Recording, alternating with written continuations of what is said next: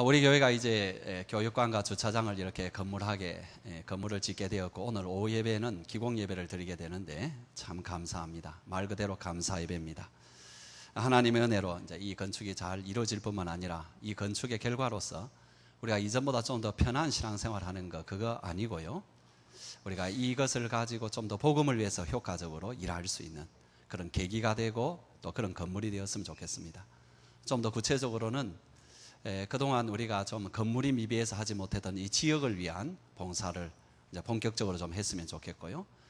더불어서 우리가 계속해서 영혼 구원하는 그 일에 집중하는 그 사역을 했으면 좋겠고, 특별히 교회에 나오는 모든 사람들이 예수님의 일꾼이 되는 제자로 달아가는 훈련을 하는 그런 터전이 되기를 그렇게 소원합니다. 그리고 이제 여러분들이 이제 제게 말씀하시는데도 저도 똑같은 소망을 가지고 있어요. 그것은 이 건물을 다 짓고 난 뒤에 계속 이어서 이 본당도 이제 리모델링 하기를 여러분들이 이제 제게 자꾸 말을 하는데 저도 똑같이 그렇게 기도하고 있습니다. 여러분도 그 뒤에 계속 힘을 주셔서 리모델링을 이렇게 잘 해서 우리가 2014년 11월 11일이 되면은 우리 교회가 정확하게 이제 설립된 지 30주년의 기념 주인이 됩니다. 그러니까 지금부터 말하자면 2년 뒤입니다. 그래서 2년 뒤까지 뭔가 교회가 또 새로운 어떤 차원에서 주님의 나라를 섬길 수 있는 그런 준비를 하는 그런 계기가 되길 바랍니다. 뭐 이럴 땐 좀 인색하지 말고 입 딱 다물고 이러면은 네 마음대로 해라, 나는 있겠다, 그런 뜻은 아니겠고요. 그렇게 되길 바라죠. 네. 여러분 아멘에 좀 임색하지 마시기 바랍니다. 아멘 해도 여러분 돈 안 들고요, 하나님 은혜 주시는 건데, 근데 리모델링 이게 참 좀 대단한 것 같아요. 제가 이제 리모델링에 이렇게 힘을 좀 느끼게 된 게 복음병원입니다. 복음병원의 옛날 그 제일 안쪽에 있는 그 제일 저 바닷가 쪽에 있는 그게 5동입니까? 3동. 거기 가니까는 뭐 이렇게 가려놓고 툭탁툭탁 하더라고요. 그래서 뭐 대단한 게 나오려나 생각했는데, 그 다음에 가보니까 야, 이거 그 안에 들어가면 완전히 새 건물을 이렇게 보는 것처럼, 그래서 야, 이 리모델링이 참 대단한 것이구나, 그런 생각을 하게 됐습니다. 그런데 이제 리모델링을 가만히 이렇게 하는 것을 보게 되면은 주로 이제 하는 작업을 보니까는 이게 넓히더라고요. 이걸 시원하게 하더라고요. 그러니까 보통 보면은 요즘 리모델링 하는 걸 보게 되면은 천장에 이제 저런 것들이 옛날에는 꼭 이렇게 설치를 했는데, 요즘은 천장에 그냥 그 건물이 그냥 나오도록 해서 좀 더 넓히는, 그리고 이제 부속 건물 같은 것도 뜯어내서 넓혀버리고, 그 다음에 칸막이가 이제 방으로 되어 있는 것도 다 털어가지고 이렇게 그 칸막이를 설치해서 해서, 그래서 이제 리모델링을 해가지고 딱 들어가면은 첫 느낌이 뭐냐 하니까 굉장히 시원해졌다, 또 굉장히 넓어졌다. 근데 그 반대로 어떤 건물은요, 리모델링 했다는데 가봤는데 그런 느낌이 안 들면은 뭐라고 이야기하느냐 하니까 뭐 리모델링 했다 하더만 뭐 이런 소리가 이제 들리는 거죠, 그죠? 그래서 리모델링을 하면서 굉장히 요즘 공간이 이렇게 많이 넓어지고 그럽니다. 그래서 이제 그 작업을 좀 더 자세히 보면은 기존의 공간에서 좀 없어져야 될 것, 없어도 될 것, 이런 것들을 제거를 그렇게 합니다. 그래서 요즘 이제 굉장히 많이 작업하는 것 가운데 하나가, 아마 우리도 새로운 건물을 들어서게 되면은 지금 여기에 있는 이런 에어컨들이 밖에 나오지 않습니다, 그죠? 전부 다 매립형이 되어서 천정에서 그냥 이렇게 내려오고, 심지어 이제 앞으로 집들 같은 경우에도 냉동고나 냉장고도 거의 다 벽에 붙어 있는 것처럼 해서 잘 보이지가 아니하고요. 그리고 앞으로 이제 우리가 이제 이사를 하게 되면은 뭐 가구 회사는 재앙이긴 합니다만은 아마 별로 이렇게 농이라든지 이런 것들을 별로 가져갈 일이 없을 것 같습니다. 사실 외국에서 이렇게 살다 보면은 이사를 하는데 굉장히 간단합니다. 왜냐하니까 모든 것들이 집 안에 이렇게 매립형으로 다 되어 있기 때문에 이사한다 하길래 그래 뭐 좀 도와줄까 그렇게 가면은 어떻게 이사하느냐 하니까 박스에다가 집 넣고 자기 차 있잖아요, 그걸로 왔다 갔다 하면서 그러면 보통 이사가 끝이 납니다. 이제 한국처럼 이렇게 포장 이사를 하고 하는 것은, 저는 외국에 한 10년 살면서 우리 한국 사람 그렇게 이사하는 것 외에는 별로 본 적이 없습니다. 그래서 우리나라처럼 이렇게 크게 이사짐 센터도 없고 그런 걸 찾을래도 외국으로 이사하지 않는 한 그런 게 별로 없습니다. 기왕 이런 이야기가 나왔으니까 한 가지만 더 이야기하자면은, 우리가 건축을 해놓고 난 뒤에 가능하면은 처음에 건축한 의도와 목적대로 사용하는 게 제일 좋습니다. 왜냐하니까 처음에 그렇게 사용을 이제 만들 때에 이것은 여유 공간으로 이렇게 놔놓겠다, 이것은 이렇게 하겠다, 그런 미적인 감각이라든지 생활의 편리를 위해서 그렇게 만들어 놨거든요. 그런데 이제 우리가 어떻게 사용하느냐 하니까는 구석구석에다가 이런 틈나는 대로 모든 물건이 있으면 그 안에다가 차곡차곡 갖다 집어넣어 놓습니다. 한국 사람들은 진짜 집구석에 뭐 많이 집어넣어 놨습니다. 그러면 이제 그 외국에 이제 제가 살 때에 이제 저는 주로 이제 이렇게 타운하우스라든지 플랫, 그러니까 집 모양이 똑같아요. 그런 집에 이렇게 사는데요. 외국 사람 집에 이렇게 가게 되면은 뭔가 이렇게 깔쌈해요. 이 표현이 뭐 참 희한한 표현이 나옵니다만 하여튼 뭔가 좀 멋지고 여유 있고 좀 그래요. 그런데 한국 사람이 똑같은 집에 들어가 사는데 가면 답답해요. 뭔가 이렇게 어수선하고. 그래서 저는 처음에 그 이유를 몰랐어요. 이게 뭐냐. 나중에 제가 어느 날 깨달은 게 있어요. 그게 뭐냐 하니까 한국 사람은 구석구석에 물건을 다 집어넣어 놨어요. 그러니까 원래 여유 공간도 없어지고 뭔가 이 집이 숨 쉬지가 않는 거예요. 그래서 여러분 집에 가서 비싼 돈 들고 그렇게 리모델링까지 하지 마시고요. 구석에 있는 물건만 제대로 꺼내가지고 구석 이렇게 잘 챙겨보세요. 집이 훨씬 이렇게 삽니다. 그건 여러분 집의 일이고요. 난 그것까지 간섭 안 하고요. 여러분 우리 교회 제발 구석구석 뭐 좀 넣어놓지 맙시다. 얼마나 구석구석에 뭐 많이 이어놨는지. 어제 저기 보니까 구석에 쓰레빠가 나오더라고요. 누가 신은 쓰레빠인지 모르지만 구석에 이어놓고 그냥. 여러분 우리 교회에 지금 구석구석 다 찾으면 별의별 게 다 나올 겁니다. 앞으로 여러분 물건들 제발 구석구석 넣어놓지 말고 제자리에 이렇게 넣어놓으시기 바랍니다. 어쨌든 이제 우리 교회도 이번에 부속 건물을 잘 짓고 또 본 예배당 건물도 잘 리모델링 하면 좋겠습니다. 그런데 이렇게 잘 리모델링 할 것이 교회 건물만이 아닙니다. 우리 교회의 공동체가 잘 리모델링 되고 잘 지어져야 되고요. 또 그 중에 가장 중요한 것은 우리의 마음이 잘 지어져야 되고 잘 리모델링 돼야 됩니다. 오늘 본문을 보게 되면은 이 사도 바울이 마치 고린도 교인들에게 마치 리모델링을 하라, 특별히 너희 마음을 리모델링하라, 그런 어떤 호소로 보여집니다. 그리고 그 내용을 보게 되면은 리모델링 할 때의 가장 중요한 두 가지를 또 이야기합니다. 뭐냐 하니까 넓혀라. 두 번째는 뭐냐 하니까 쓸데없는 것은 치워라. 이렇게 이야기를 하고 있습니다. 여러분 문맥적으로 볼 때에 사도 바울은 계속해서 자신의 직분에 관한 이야기를 쭉 하고 있습니다. 그리고 그 직분에 관한 이제 끝부분이 이제 오늘 마지막 그 끝부분에 해당되는 것이 오늘 우리의 본문인데요. 우리가 지난주까지 살펴보았던 그 말씀을 간략하게 생각해 보면은 사도 바울은 자기의 직분에 가르쳐서 하나님의 화목을 전하는 그리스도의 대사다, 사신이다, 이렇게 소개를 하고, 또 자기는 하나님과 함께 일하는 하나님의 동업자다, 이렇게 소개를 했습니다. 그리고 난 뒤에 자기가 하나님의 동업자이기 때문에 자기는 어떤 어려움과 힘든 일이 온다 할지라도 참는다, 견딘다. 기억나십니까? 환난과 궁핍과 고난을 내가 견디고, 또 그 뒤에 보게 되면은 매맞음과 감옥에 갇힘과 자기 때문에 폭동이 일어나서 죽을 뻔하는 그런 일도 감당을 하고, 수고로움과 자지 못함과 먹지 못함도 자기가 견뎌낸다 했습니다. 또 그는 하나님의 일꾼이었기 때문에 일꾼답게 처신하고 사역했다고 합니다. 그래서 깨끗함과 지식으로 했고, 오래 참음과 자비함으로 했고, 성령의 감화와 거짓이 없는 사랑과 진리의 말씀과 하나님의 능력으로 사역했다. 그리고 더 놀라운 것은 그런 사역을 할 때 항상 자기에게는 역설적인 두 가지의 어떤 모습이 자기의 모습 속에 있었다라는 거죠. 어떤 것이었습니까?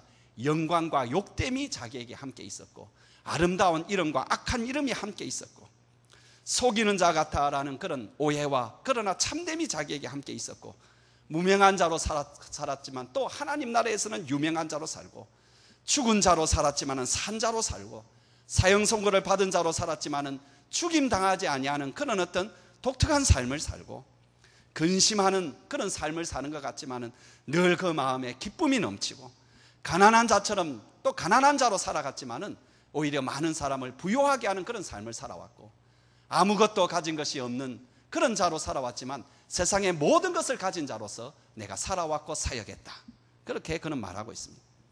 이제 바울은 자기 자신의 그런 삶을 말하고 난 뒤에 간절한 마음으로 이제 마지막으로 고린도 교인들에게 호소를 하고 있습니다. 마치 아버지의 뜻을 저버린 자식에게 아버지가 다시 한번 호소를 하는 것처럼, 신랑의 그 사랑을 저버린 신부에게 신랑이 다시 한번 그 사랑을 회복하라고 호소하는 것처럼 그런 호소를 합니다. 그런데 그 호소의 내용은 간절한 마음으로 하는 두 가지의 내용이 뭐냐 하니까는 마음을 넓히라는 것이고, 내 마음에 없어져야 될 것, 그 치워버려야 될 것, 제거해야 될 것을 제거하라는 그 호소입니다. 근데 이것은 여러분 단지 고린도 교인들만 들어야 될 것이 아니고요, 오늘 저와 여러분들이 다 귀담아 들어야 될 귀한 말씀입니다. 제가 지난주에 말씀드렸잖아요. 고린도 후서를 공부할 때는 항상 두 가지를 생각해야 된다고. 사도 바울의 모습을 바라보면서 우리가 그를 본받는 바로 그 점에 초점을 두어야 되고, 두 번째로는 사도 바울이 직접 고린도 교회에 여러 가지로 호소를 하고 권면을 하고 명령을 하는 내용이 있는데, 그것을 나에게 주는 호소요, 나에게 주는 권면으로 받아들여야 된다고. 그래서 오늘 이 말씀도 나에게 주는 말씀, 우리 교회에 주는 말씀으로 우리가 받아야 된다는 것입니다. 여러분, 하나님께서는 무엇보다도 우리의 마음의 변화를 받기를 소원하고 있습니다. 너희 마음의 변화를 받아, 너희는 마음을 새롭게 함으로 변화를 받아. 사도 바울이 우리 그리스도인의 삶을 이야기할 때에, 그러므로 내 사랑하는 형제들아, 내가 하나님의 모든 자비하심으로 너희를 권하노니 너희 몸을 하나님이 기뻐하시는 거룩한 산 제사로 드리라. 이것이 너희가 드릴 영적 예배니라. 그러므로 너희는 이 세대를 본받지 말고 오직 마음을 새롭게 함으로 변화를 받아 하나님의 선하시고 온전하시고 기뻐하신 뜻이 무엇인지 먼저 너희들이 깨달아야 된다. 여러분, 우리가 주님의 뜻을 따라가려면, 우리가 그리스도인의 삶을 살려면 제일 먼저 사도 바울이 지적하는 건 뭐냐니까 마음의 변화를 받아야 된다. 마음의 변화를 받지 아니하는 상황에서는 어떤 경우에도 주님 뜻대로 살아갈 수가 없다라는 것입니다. 사도 바울은 그것을 알았습니다. 그래서 그는 로마서 12장, 13장, 14장, 15장, 16장이라는 긴 장을 이야기할 때 그 모든 것을 뭉뚱그려서 제일 먼저 너희들이 해야 될 것이 뭐냐니까 너희 마음의 변화를 받아야 된다. 마음을 새롭게 해야 그 다음에 삶이 나온다. 이렇게 말씀하고 있다는 것입니다. 사랑하는 성도 여러분, 오늘 우리가 사도 바울의 말을 통해서 우리 마음을 어떻게 리모델링 할 것인가, 이것을 좀 생각을 해보고자 합니다. 여러분, 이 시간 짧은 시간이지만은 여러분 하나님의 말씀을 통해서 여러분의 마음이 리모델링 되기를 바랍니다. 마음의 변화를 받기를 바랍니다. 변화를 받아야 주님 뜻대로 살아갈 수가 있습니다. 첫 번째, 이 사도 바울의 호소가 뭐냐 하니까 너희 마음을 넓히라는 거죠. 사도 바울이 항상 자기의 애정을 또는 아주 강한 그런 어떤 마음을 이렇게 표현하러 갈 때는 항상 그 이름을 불렀습니다. 디모데야, 이렇게 부른. 오늘 본문에서는 고린도인들이여, 이렇게 간절한 마음으로 깊은 애정으로 부르면서 그 호소의 내용이 뭐냐 하니까 너희 마음을 넓히라는 거죠. 여러분, 13절 우리 한번 같이 읽어보겠습니다. 내가 자녀에게 말하듯 말하노니 보답하는 것으로 너희도 마음을 넓히라. 여러분, 바울이 참 고린도 교회만큼은 자녀라고 그렇게 말할 정도로 애를 많이 썼습니다. 여러분, 바울이 여러 교회도 세우고 또 사역한다고 고생도 많이 했지만은 고린도 교회만큼 마음고생을 많이 한 교회는 아마 없었을 것입니다. 몸의 고생은 빌립보에서 더 했죠. 거기서 매도 맞고 옥에 갇히기도 했기 때문에. 그러나 고린도 교회가 유독 사도 바울의 마음에 속을 그렇게 썩였습니다. 고린도전서 4장 10절에서 13절에 보면은 사도 바울이 자기가 주를 위해서 살면서 고생한 목록이 이렇게 쭉 나오는데요, 그 목록을 고린도 교회와 관련을 지어서 말을 하고 있습니다. 우리 한번 같이 읽겠습니다. 우리는 그리스도 때문에 어리석으나 너희는 그리스도 안에서 지혜롭고, 우리는 약하나 너희는 강하고, 너희는 존귀하나 우리는 비천하여 바로 이 시각까지 우리가 줄이고 목마르며 헐벗고 매맞으며 정처가 없고 또 수고하여 친히 손으로 일을 하며 모욕을 당한 즉 축복하고 박해를 받은 즉 참고 비방을 받은 즉 권면하니 우리가 지금까지 세상에 더러운 것과 만물에 찢기같이 되었도다. 지금 바울이 굉장히 육체적으로 뿐만 아니라 심적으로도 굉장히 고통을 당하고 있는데, 그 고통을 정말로 심화시키고 바울을 힘들게 하는 것이 고린도 교회에 너희가 나를 향한 그 태도다. 이것이 여러분 여기에 깔려 있습니다. 여기에 보십시오. 너희는, 그리고 우리는, 너희는, 우리는, 우리는, 너희는, 이렇게 비교하고 있는 것이 이런 고통을 가져오게 한 장본인이 너희다라는 것을 말을 하고 있다라는 것입니다. 여러분, 그런데 이 고린도 교인들이 자기들에게 복음을 전하고 교회를 세운 그 사람은 이렇게 배척을 하면서도 새로 들어온 대적자들을 향해서는 이상하게 마음을 열고 사랑을 쏟아붓는 그런 고린도인들입니다. 그런데 그럼에도 불구하고 바울은 여러분 그 고린도 교인들을 향하여 다시금 호소를 합니다. 복음을 전해준 나에게 보답을 하는 마음으로 나를 향하여 마음을 좀 넓히라고 말합니다. 그러면서 바울은 자신은 숨김없이 이미 그들에게 다 말하였다고 말합니다. 그럼 11절 같이 읽어보겠습니다. 고린도인들이여 너희를 향하여 우리의 입이 열리고 우리의 마음이 넓어졌으니. 그리고 그들은 고린도 교인들을 포용하고 사랑할 마음이 언제나 준비되어 있다는 것을 밝히죠. 문제는 뭐냐 하니까 고린도 교인들이 문제입니다. 그들이 바울에 대해서 마음의 문을 닫아버렸습니다. 12절 읽어보겠습니다. 너희가 우리 안에서 좁아진 것이 아니라 오직 너희 심정에서 좁아진 것이다. 이 본문은 교역자로서 나에게 참 많은 것을 생각하게 하는 본문입니다. 먼저 교역자로서 이 바울과 같은 그 마음을 저도 많이 이렇게 경험을 합니다. 참 안타깝습니다. 나에게 대하여 문을 이렇게 닫아버린. 여러분, 그러면서도 바울이 그런 일을 굉장히 지혜롭게 처리하는 모습, 그리고 자기가 처리한 모습에 대해서도 분명한 확신을 갖고 있는 이런 모습이 저로서는 굉장히 부럽고 또 본받고 싶습니다. 두 번째로 드는 생각은 뭐냐 하니까 교인으로서 교역자에게 마음을 닫으면 얼마나 손해가 될까 하는 그런 생각입니다. 이런 말씀 사역자에게 마음을 닫아버리면 그 사람 본인에게 피해가 제일 많습니다. 말씀을 들어도 즐겁게 들어야 되고 말씀을 들어도 열린 마음으로 들어야 되는데 그렇지 못하니까 말씀이 주는 그 은혜를 받지 못하지요.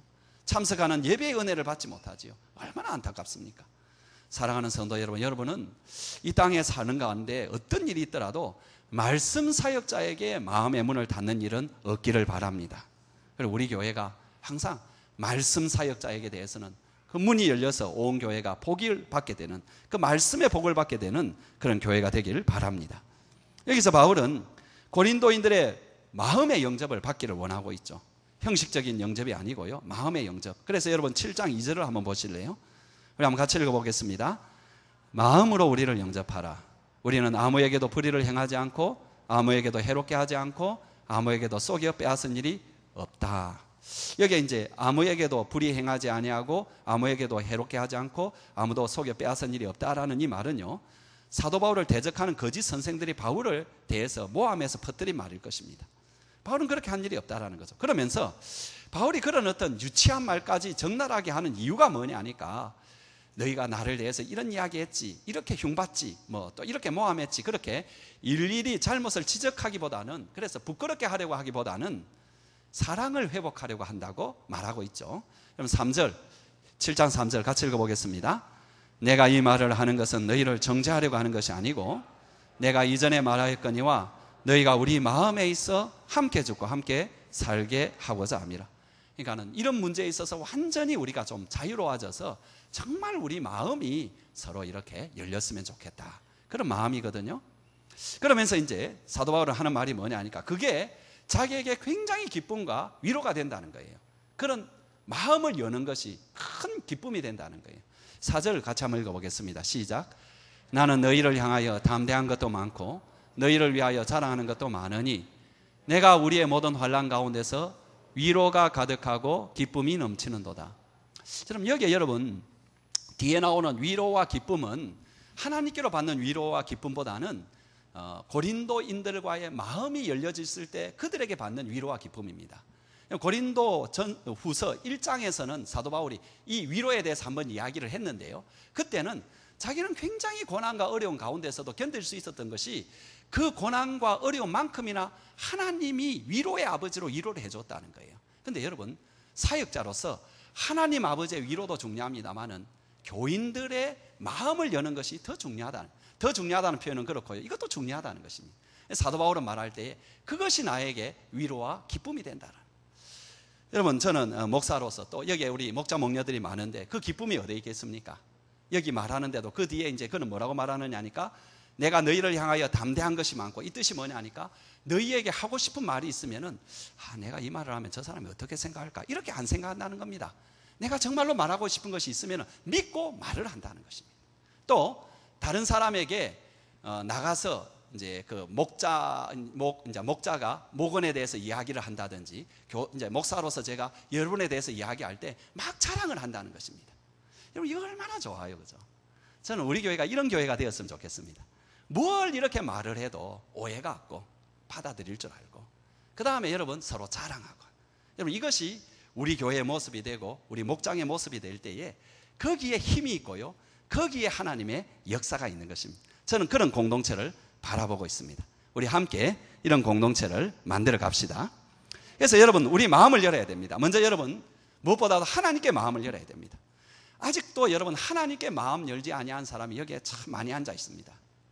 하나님께 마음을 연다는 건 뭐냐 하니까, 과거에 내가 걸어온 그 길에 대해서 내 나름대로 상처가 있고 아픔이 있는데, 거기에 대해서 그래도 하나님 뜻이겠지라고 생각하고 인생 원망에 그대로 머물러 있지 않다라는 거예요.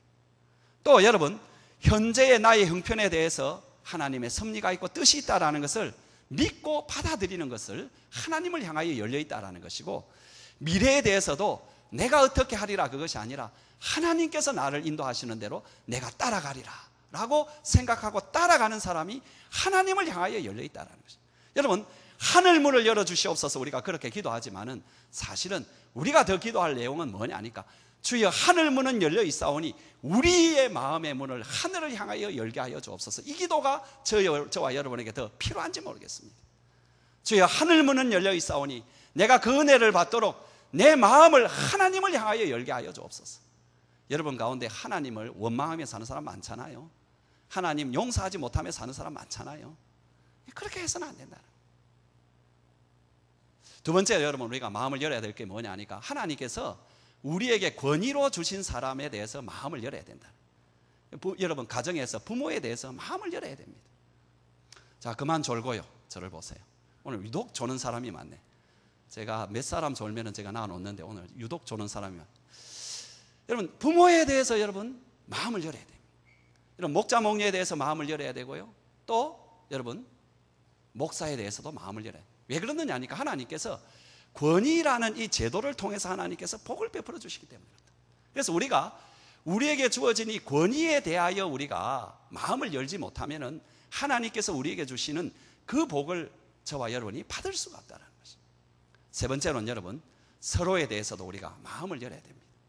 특별히 이웃에 대해서 내 마음도 열고, 이웃도 내 마음도, 그 마음도 열어서 서로 진정하게 마음을 여는 그런 관계가 되기 위해서는 네 가지의 자그마한 비결이 있습니다. 첫 번째 비결이 뭐냐 하니까, 꼭 상대방을 존중해야 됩니다. 여러분 나보다 낮게 여기고 훌륭하게 여길 때 진정으로 내 마음이 열리고 그의 마음도 열리는 것입니다. 여러분 심지어 가르치는 선생이라 할지라도 내가 비록 이것을 가르치고 있지만은 너가 나보다 더 훨씬 낫다 이렇게 생각할 때에 마음의 대화가 되고 진정한 가르침이 이루어집니다. 이 고등학교에서 이제 국립이 아니고 공립이 아니고 사립 고등학교에서 처음에 교사님들 이제 굉장히 좋은 학교로 만들기 위해서 교사들을 막 인류대학이라고 소위 말하는 그런 사람만, 거기 출신들만 이렇게 채용을 해서 이렇게 교육을 했습니다. 근데 교육이 제대로 되지 않는 것입니다.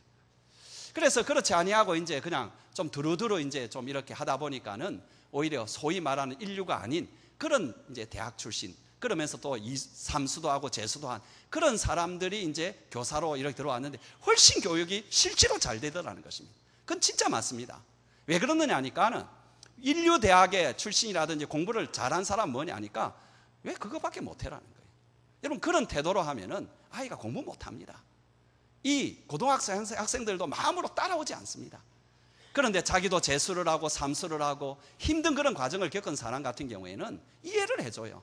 그래 나도 삼수했다고. 그래서 여러분 그러는 가운데 좋은 제자들이 많이 나타나는 것입니다. 가정교육도 마찬가지입니다. 왜 가정교육이 안 되느냐 하니까는 부모가 너 그것도 몰라 이런 식의 태도를 가지니까 아이들이 듣기 싫어하는 거예요. 애들이 안 듣는 거예요. 그런데 애들조차도 우리가 그거 해서 참 잘했다고, 이거 모르는 거 당연하다고, 나도 네 때 몰랐다고, 여러분 그렇게 하면서 그 아이를 진정으로 이렇게 존중할 때 아이들이 말을 듣는 것입니다. 여러분 왜 자녀와 대화가 끊어졌다고 하고 남편과 대화가 끊어졌다고 합니까? 간단합니다. 여러분 존경이 없어서 그렇습니다. 두 번째는 여러분 뭐냐 하니까 신뢰가 없어서 그렇습니다. 믿어줘야 됩니다. 여러분, 참 저는 사람 안 믿는 사람 있잖아요. 저는 몇 번 이렇게 참 자기들 사람을 못 믿겠대요. 그래서 아니다, 사람 믿어야 된다. 뭐 또 한 번 하면 사람 못 믿겠대요. 그러면 제가 마지막에 하는 말 뭔지 압니까? 당신 하나님도 안 믿어. 당신 보니까 하나님도 안 믿어. 사람 안 믿는 사람 하나님도 안 믿습니다. 사람 믿어야 돼요. 속더라도 사람 믿어야 돼요. 사람 믿어야 마음이 열리고 나머지가 풀립니다. 사람 안 믿는 사람 회개하세요, 정말로. 세 번째는 여러분, 수용해야 됩니다. 그 말을 들어줘야 된다. 들어줘야. 말하는 대로 들어줘야 된다. 이거 쉽습니다. 들어주면 됩니다. 계속. 그래서 네 번째로 중요한 게 뭐냐니까 빨리 판단하지 마세요. 이야기를 듣자마자 안다고. 그래서 자기 이야기를 하면은 마음이 안 열립니다. 이 네 가지, 존경과 신뢰와 들어주는 수용과, 그 다음에 마지막으로 인내하는 거 있잖아요. 이야기 들어주고, 이야기 들으면 그러냐고, 나도 한번 그거 한번 생각해 보겠다고 이러는 거 하고, 그거 아니라고 그렇게 딱 잘라버리는 거 하고, 그러면 어떻게 대화가 이루어지겠어요?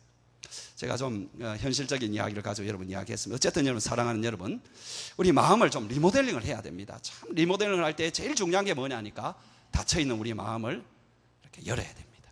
하나님께로 열어야 되고요, 우리에게 세워주신 권위자에게 여러분 마음을 꼭 열어야 되고요, 이웃에게도 마음을 열어서 하나님께서 그들을 통해서 주시는 이 은혜를 받는 여러분 되시길 주의 이름으로 축원합니다.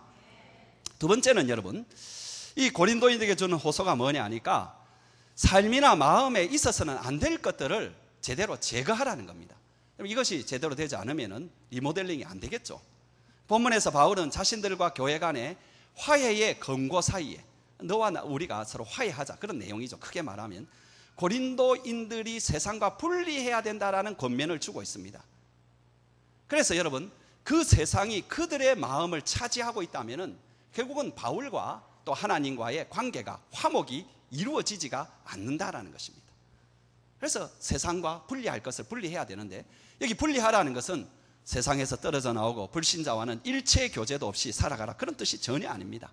그런 뜻이 아니고요, 도덕적이고 신앙적인 문제에 있어서 혼합되지는 말라는 것입니다. 그래서 여러분, 어디까지가 우리가 분리해야 되고 어디까지가 우리가 불신자와 함께 해야 되는가, 이 문제는 상당히 복잡하고 어려운 문제입니다. 하지만 그렇게 어려운 것도 아닌 것은 많은 경우에 있어서 우리 신앙의 양심으로, 상식으로 판단할 수 있다는 것입니다. 여러분, 그 기준을 고린도전서에 따르면 두 가지죠. 내 양심에 꺼리끼는 것. 두 번째는 뭐냐 하니까 다른 사람이 내 행동을 보게 될 때에 그들이 신앙적으로 오해나 오류나 이렇게 시험에 드는 것이 있지 않는가, 이것을 생각해 보라는 거죠. 그래서 쉽다라는 겁니다. 굉장히 어려울 것 같지만은 쉽다라는. 왜? 우리 마음속에 성령님이 계시기 때문에, 성령님이 가르쳐 주신다라는. 굉장히 복잡해지는 것은 뭐냐 하니까 자기 욕심이 너무 많아서 그런 거예요. 그래서 이제 사도 바울은 우리가 우리 마음에서 제거해야 될 이 세상, 그것을 제거해야 될 이유를 이제 세 가지로 이야기하는데, 첫 번째는 뭐냐 하니까 우리 신자의 본성이 불신자의 본성과 달라졌기 때문에 분리하라는 것이거든요. 자, 여러분 6장 14절 한번 같이 읽어보겠습니다. 너희는 믿지 않는 자와 멍에를 함께 매지 말라. 이까지만 보겠습니다. 여러분, 이 말의 근원은 신명기 22장 10절인데 너는 소와 나귀를 결의하여 갈지 말라. 그러니까 두 짐승을 함께 묶어가지고 이 밭갈이나 쟁기질을 하지 말라는 거죠. 왜 그러느냐 하니까 두 짐승은 서로 성격이 다르고 모든 게 다르기 때문에 밭갈이도 되지 아니할 뿐만 아니라 두 짐승에게도 굉장히 고통스럽다라는 겁니다. 신자와 불신자는 가는 방향이 다릅니다. 생각하는 방향이 다릅니다. 즐거움의 장소가 다릅니다. 기쁨의 이유가 다릅니다. 그런데 불신자와 함께 늘 같이 어울려서 떠들고 놀고 그게 그렇게 재밌고 즐겁다면은 그 사람은 자기가 누구인지 진짜 한번 생각해 봐야 됩니다. 여러분, 바울은 이제 두 번째로 보다 직접적으로 이야기하는데 6장 14절 우리 하반절부터 같이 읽어보겠습니다. 의와 불법이 어찌 함께하며 빛과 어둠이 어찌 사귀며 그리스도와 벨리알이 어찌 조화되며 믿는 자와 믿지 않는 자가 어찌 상관하며 하나님의 성전과 우상이 어찌 일치가 되겠는가. 얼마나 대조가 됩니까? 의에 불법이 가면은 의는 없어지게 되겠죠. 불법에 의가 가면은 불법은 사라집니다. 빛에 어둠이 가면 빛은 사라지고요, 어두움에 빛이 가면 어둠은 사라집니다. 무슨 말인가 하니 절대로 공존할 수 없다는 것입니다. 그런데 여기에 함께하며 사귀며 좋아하며 상관하며 일치가 되며, 이 말은 여러분 전혀 접촉하지 말라, 아예 무시하라, 그런 말이 아니라는 것입니다. 다만 그들이 가지고 있는 그 어떤 성향 가운데서 그들이 몰입되어 있고 즐기고 있고 하는, 생활화되어 있는 그런 가운데에 영적으로 도덕적으로 깨끗하지 못한 것들, 그래서 우리 신앙 양심에 경종을 울리는 것, 그것은 함께하지 말라는 것입니다. 물론 여러분 이런 어떤 함께하는 것이 한순간에 일어나는 것이 아니니까 우리 그리스도인은 처음부터 자신의 교제 반경에 대해서 좀 생각을 해야 됩니다. 그런데 이 말은 여러분 불신자들과의 그 교제에 있어서 진실하지 말라는 그런 뜻도 아닙니다. 또 그들을 만날 때 반드시 전도할 목적을 가지고 만나라, 그런 뜻도 아닙니다. 무슨 뜻이냐 하니까 사랑과 진심으로 친구가 되어주고 또 그들의 어떤 도움을 주고 함께 해주되, 내가 거룩한 영향을 주어야지 오히려 그 반대가 될 경우에 그때는 조심하라는 것입니다. 물론 이 말도 여러분 착각하지 마십시오. 만남 가운데 내가 이렇게 주도적으로 어떤 관계를 이끌어간다, 여러분 그것도 세상적인 생각입니다. 내가 주도적으로 이끌어가지 않더라 하더라도 어쨌든 내가 그들에게 영향을 미치고 선한 것을 영향을 미쳐야지, 나도 모르게 함께 갈 때는 그것은 조심하라는 것입니다. 만일 그것을 조심하지 않으면 같이 되어버리거나 혹은 영적으로 신앙적으로 큰 고통 가운데 빠지게 된다는. 둘째는 여러분 우리가 하나님과 관계 때문에 분리하라는 것인데, 우리가 하나님의 살아계신 하나님의 성전이기 때문입니다. 여러분 16절, 우리는 살아계신 하나님의 성전이라, 그죠? 하나님께서 우리 가운데 거하시는데 어떻게 그 성전의 더러움을 끌어들일 수 있겠습니까? 더 나아가서 우리는 하나님의 백성이 되고 하나님은 우리의 하나님이 되십니다. 계속해서 16절 마지막 부부터 같이 읽어보겠습니다. 이와 같이 하나님께서 이르시되 내가 그들 가운데 거하며 두루 행하여 나는 그들의 하나님이 되고 그들은 나의 백성이 되리라. 그리고 그 백성의 특징이 17절에 나옵니다. 계속 읽습니다. 그러므로 너희는 그들 중에서 나와서 따로 있고 부정한 것을 만지지 말아라. 그러니까 하나님의 백성이라는 것은 혈통이나 가문이나 인종이나 민족으로 데려온 것이 아니라 하나님께서 부르실 때에 거기에 응답해서 나온 사람들인데, 그 나온 장소가 어디냐 하니까 죄악된 생활이라는 것, 거기에서 나온 것이다. 그래서 옛날에 이제 이스라엘 백성들이 성전에 들어갈 때에는 항상 시체나 골문 상처 등을 만져서는 안 됐는데, 오늘날은 이런 물질적이고 육체적인 것이 아니고 영혼을 더럽게 하는 그런 어떤, 또 우리를 영적으로 도덕적으로 인격적으로 더럽히는 이런 것들을 우리가 만지지 말아야 된다. 혹 이런 일이 있을 경우에는 우리가 참 회개하고 주님 앞에 가야 된다, 그런 내용입니다. 더 나아가서 하나님이 우리 아버지가 되고 우리가 그의 자녀가 된다고 17절에 말하고 있죠. 마지막에 내가 너희를 영접하여 너희에게 아버지가 되고 너희는 내게 자녀가 되리라. 전능하신 주님의 말씀이다. 우리 같은 보잘것없는 사람들을 하나님께서 영접해 주셔서 받아주시고 안아주시고 양자 삼아 주었습니다. 그런데 이 귀한 지위를 우리가 어떻게 발로 차버리겠습니까? 그 귀한 사랑을 어떻게 또 떠나버리겠습니까?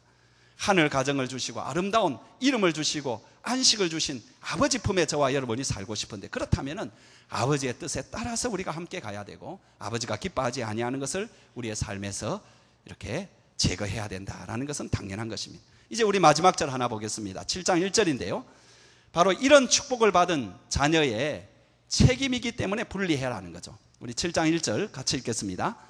그런즉 사랑하는 자들아, 이 약속을 가진 우리는 하나님을 두려워하는 가운데서 거룩함을 온전히 이루어 육과 영의 온갖 더러운 것에서 자신을 깨끗하게 하자.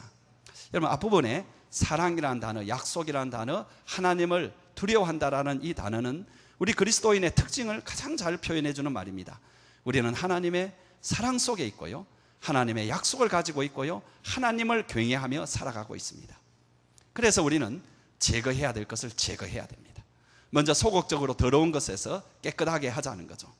내 삶을, 내 영혼을, 내 신앙을, 내 인격을 더럽히는 모든 온갖 더러운 것에서 벗어나자는 것입니다. 이것은 그 누구도 대신해 줄 수 없는 것입니다. 본인만 할 수 있는 것입니다. 그런데 주님께서 그것을 할 수 있도록 할 방도를 주셨는데, 그것이 기도와 성령 충만입니다. 기도하는 가운데, 성령 충만 가운데서 우리는 여기에서 벗어나는 그런 역사가 일어나고요, 또 그런 자기 자신이 되는 것입니다. 또한 적극적으로 거룩함을 이루어야 된다고 이야기합니다.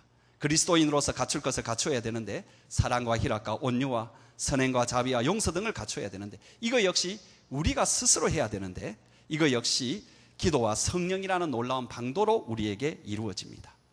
사랑하는 성도 여러분, 우리의 마음을 리모델링 위해서 꼭 필요한 게 뭐냐 하니까 내 마음에, 내 삶에 있어서는 안 될 것을 제거하는 것입니다. 어떻게 우리가 빛으로 채워져야 될 그 공간에, 마음에 어둠을 남겨놓을 수 있겠으며 우리 마음에 하나님이 계시는데 그 하나님이 우리의 임금이고 아버지고 남편으로 계시는데 어떻게 부정한 것을 우리 마음에 담아놓겠습니까? 우리가 받은 축복이 얼마나 큰데 다시 옛날로 돌아갈 수 있겠습니까? 옛것은 지나갔습니다. 옛것은 우리 마음에서 치워져야 됩니다. 오직 새 것으로 채워져야 됩니다. 이제 말씀을 맺겠습니다. 오늘날은 리모델링 시대입니다. 기존의 것을 완전히 헐지 아니하고 새로 단장을 하는 데에 꼭 건축을 한 것 같습니다. 여러분, 요즘은 건축만 이렇게 리모델링 하는 것, 건물만 이렇게 리모델링 하는 것이 아니라 사람들도 요즘 리모델링을 많이 하는 것 같습니다. 성형수술하고 체형 관리하고 그죠? 또 피부 관리하고 염색하고 그죠? 여러분, 이러면 완전히 이제 분위기만 바뀌는 것이 아니라 사람도 못 알아보죠, 그죠? 제가 옛날에 그 농촌에서 있을 때에 권사님이 뭐 많은 것도 안 하고 틀니를 이렇게 해오셨어요. 근데 이제 제가 예배를 이렇게 드리는데 앞에 어떤 분이 계시는데 많이 본 것 같은데 생각이 안 나는 거예요. 저분이 누굴까? 저분이 누굴까? 그래가지고 이제 그날은 미안해가지고 내가 아는 분인데 모르면 좀 그렇잖아요. 그래서 그냥 지나갔어요. 그래서 막 어쩌다가 옛날에 한번 오셨다가 가신 분이거나 뭐 친척 중에 누구겠지 했는데 그 다음 주에 또 그 다음이 아니라 그 다음 예배에 또 오신 거예요. 그래서 내가 용기를 내서 가서 많이 뵀죠 우리가. 그러면서 어디서 오셨습니까? 그렇게 하니까 목사님 저 이권사입니다 이러는 거예요. 김권사입니다 그러는 거예요. 김권사. 그래 보니까 우리 권사님인 거예요. 여러분 틀니 하나 딱 집어였는데 얼굴을 몰라 봐요. 지금 여러분 너무 여러분 많이 리모델링 해오면 못 알아봅니다 여러분. 근데 요즘 여자들만 리모델링 하는 것이 아니라 남자들도 리모델링 많이 합디다 그죠? 여러분 요즘 젊은이들의 생각 가운데 뭘 생각하느냐 하니까 리모델링을 하지 않으면 취직 못한다고 생각해요. 그래서 여러분 이 부모가 참 요즘 어려워지는 게 뭐냐 하니까 우리 한국 부모들은 뭐 이런 고생까지 해야 되는지 모르겠어요. 외국에는 고등학교까지 딱 보내놓고 대학부부터는 자기가 알아서 공부하는, 우리는 대학 다 시켜주죠. 대학 끝나고 나는데 취직하라고 리모델링까지 해줘야 되죠 요즘은. 그 다음에 또 여러분 뭡니까? 뭐 나중에 결혼 뭐 이런 집까지 요즘 그 문제 한참 떠들더라고요. 여러분 자기의 행복을 위해서 또는 뭐 이 땅을 위해서 얼굴을 리모델링 할 건 아니고요. 진정한 리모델링은 우리 마음을 리모델링 해야 돼요. 얼굴을 리모델링하고 하면 좀 예뻐질 수는 있지 모르지만 아름다워지진 않습니다. 누가 아름다운 사람입니까? 마음이 리모델링한 사람, 마음이 넓어진 사람입니다. 마음에 없을 것은 없애고 있어야 될 것은 있는 사람이 진짜 아름다운 사람. 제가 이 마지막 이 이야기는 좀 끔찍한 이야기인데요. 근데 뭐 이런 일이 있었다고 하니까는 좀 끔찍하다 느껴지만 이야기를 하나 들었습니다. 미국이 이제 교회에서 22년 동안 108번 교회를 옮긴 장로님이 계셨다고 합니다. 해피는 또 108번입니까? 뭐 108번에도 아니고 그죠? 여러분 이민교회 특성상 이합 집산이 심하기 때문에 한 교회에 오래 다니는 것이 쉽지가 않은데 이 사람은 굉장히 특이한데요. 이 사람은 1년에 한 5번 정도 계산을 해보면 뭐 2달에 한 번 정도 이제 교회를 옮긴 사람인데요. 더 큰 문제는 이 사람이 108개의 교회를 대하는 그의 태도였습니다. 교회를 딱 옮기는 그날부터 앉아가지고 그 교회의 단점을 찾기 시작합니다. 그래서 목사의 허물을 제일 먼저 딱 찾아내고요. 그리고 자기 눈에 드러난 허물을 여러분 이제 보는데 교회 주보 문제부터 시작해서 성가대, 주방, 여러분 교인들의 태도 이래가지고 그런 것들을 다 이렇게 기록해가지고 거기 있는 교인들한테 이야기를 하고, 그래서 그에게 있어서는 노트가, 죽을 때 노트가 있었는데 그 노트가 108개의 교회의 단점들이 낱낱이 기록된 그런 노트가 있었는데 그것을 보물처럼 갖고 다녔다고 합니다. 그가 이제 병으로 죽게 되자 어느 교회도 그의 장례식을 치러줄 수가 없었는데 그래도 이제 마지막 다녔던 그 교회에서 불쌍해서 이제 장례식을 치러주었습니다. 근데 이제 그 사람이 천국에 가가지고 주님 앞에 그 108개의 교회의 허물을 기록한 두툼한 노트를 딱 펴놓는다면 우리 주님이 어떻게 하셨을까요? 야, 조사 잘했네, 한번 보자. 이거 가지고 이제 내가 참고하겠다. 그렇게 했겠어요? 주님이 그 사람의 허물을 적힌 아마 수백 권의 책을 그에게 던져주셨을지 모르겠어요. 여러분, 실제로 그의 후손들도 굉장히 그 뒤에 삶이 불행해졌다고 합니다. 여러분, 내 영혼이, 내 마음이 건강하려면 좋은 것 보고 좋은 점 따르고 좋은 점 말하고 그렇게 해야 됩니다. 또 나쁜 점을 보더라도 그것을 타산지석으로 꼭 삼아야 됩니다. 근데 이 사람은 한마디로 여러분, 남의 흉만 찾고 거기에 또 말을 하고 나쁜 것만 찾아다니고 탐닉한 그런 사람, 그 마음이 병든 사람. 그러니까 열어두어야 될 것에 대해서는 열어두지 아니하고 또 주님 닫고 버려야 될 것은 닫고 버리지 아니한 사람. 그런데 이런 사람이 교회에 참 많습니다. 아니, 저와 여러분의 마음에 이것이 있습니다. 저에게 있고 여러분 한 사람 한 사람에게 이게 있습니다. 여러분, 가을입니다. 우리 교회는 건축도 하고 리모델링 합니다. 여러분, 이거 아무리 리모델링하고 하지만은 우리 마음이 리모델링이 되지 않는다면, 우리 마음이 열려야 될 것에 열리지 아니하고 닫혀야 될 것에 닫히지 않는다면 얼마나 큰 불행입니까? 이게 다 우리 하나님 앞에 갈 것 아닙니까? 하나님 앞에 저와 여러분 가서 다 너 어떻게 살았니? 주님 앞에 다 해야 되는데 우리 딴 거 말고 마음 리모델링 합시다. 이 가을에 우리 마음 리모델링 합시다. 이 리모델링을 하려면 여러분 기도하셔야 됩니다. 주님 앞에 땀을 흘리며 기도할 때 자아가 부서지고 깨어지고 하나님의 뜻을 받아들이고 하나님을 향하여 여는 마음이 생기는 것입니다. 성령과 기도, 그것이 우리를 변화시킵니다. 리모델링 하시는 여러분 되시길 주의 이름으로 축원합니다.